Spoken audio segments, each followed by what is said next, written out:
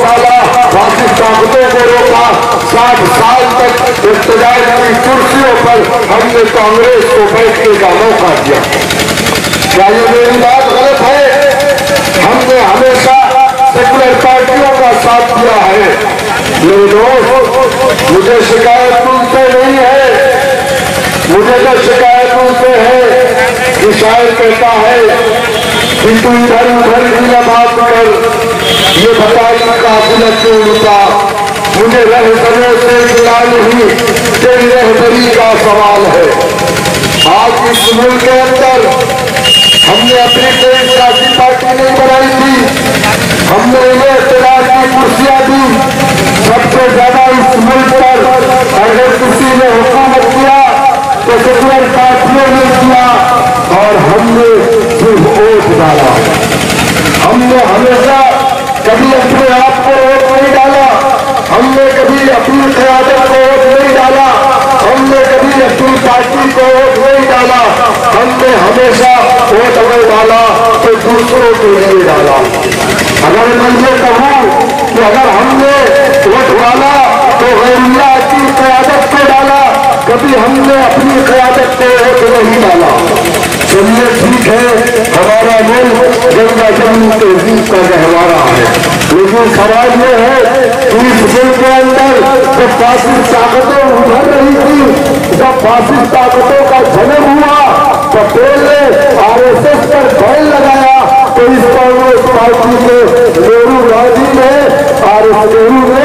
RSS पे ban हटा दिया।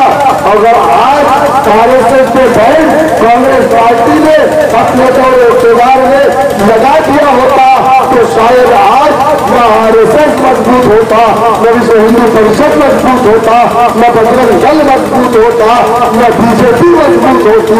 आज फिरौन ऐसा शख्स हमारे सर पर मुसल्लत नहीं होता। क्या मेरी बात गलत है?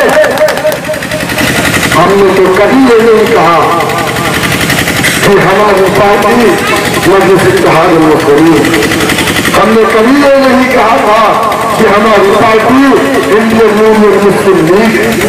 हमने हमेशा कांग्रेस पार्टी को अपनी पार्टी कहा। लेकिन एक बात शायद आपको नहीं मालूम,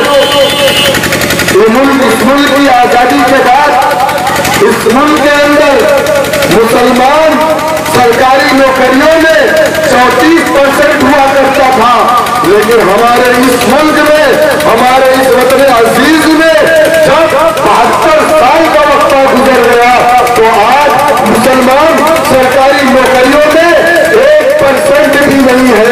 सवाल यह है कि उसका जिम्मेदार कौन है?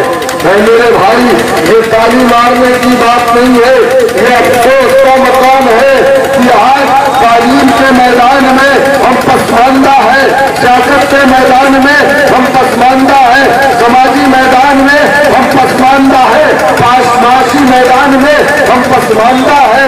सवाल यह है कि हमारी पसमानदगी का जिम्मेदार कौन है? मुखिया जी अच्छा काम नहीं करते तो हम 5 साल बाद मुखिया बदल देते, करते ना। चेयरमैन अच्छा काम नहीं करते तो हम 5 साल बाद चेयरमैन बदल देते। MLA अच्छा काम नहीं करते, हम 5 साल बाद MLA बदल देते। सांसद अच्छा काम नहीं करते, हम 5 साल बाद अपना सांसद बदल देते। अरे जिन सरकारों ने 70 साल तक आपको इस्तेमाल किया, आपका इस्तेमाल किया, प्लास्टिक के गिलास की तरह पानी पिया और फेंक दिया, आपका वोट लिया, पलट करके आपको इलाके की तरफ नहीं देखा। अगर कभी देखा तो आपने कुछ लोगों को भेजा, कमेटियां बनाई, कभी शिक्षण कमेटी, कभी रंगनाथ मिश्रा कमीशन, कभी कुंटू कमीशन, कभी महमूदुर रहमान कमीशन बना करके मुसलमानों को पसमानदगी के पैमाने को नापने के लिए रिपोर्ट बनाई और तमाम रिपोर्ट में ये कहा गया कि मुसलमान पसमानदा, मुसलमानों को अलग से रिजर्वेशन मिलना चाहिए, मुसलमानों को तालीम में रिजर्वेशन मिलना चाहिए, मुसलमानों के इलाके को डेवलप करना चाहिए। लेकिन सवाल ये है कि तमाम उनको उठा करके कचरे के डब्बे में डाल दिया गया, कभी पलट करके मुसलमानों की बस्तियों की तरफ इन तमाम पार्टियों ने निगाह नहीं की। वोट दिया, पटना चले गए, वोट दिया, दिल्ली चले गए, कोई किशनगंज में नहीं आया।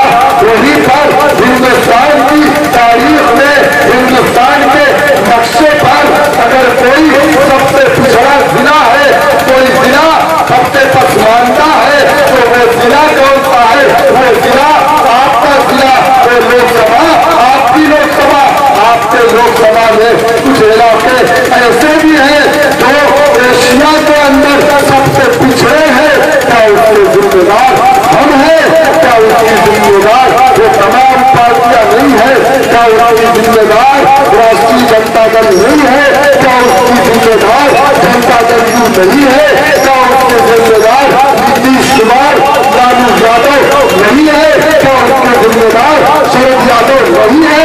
मेरा सवाल आपसे है, आप बताइए मुझे कौन है जिम्मेदार?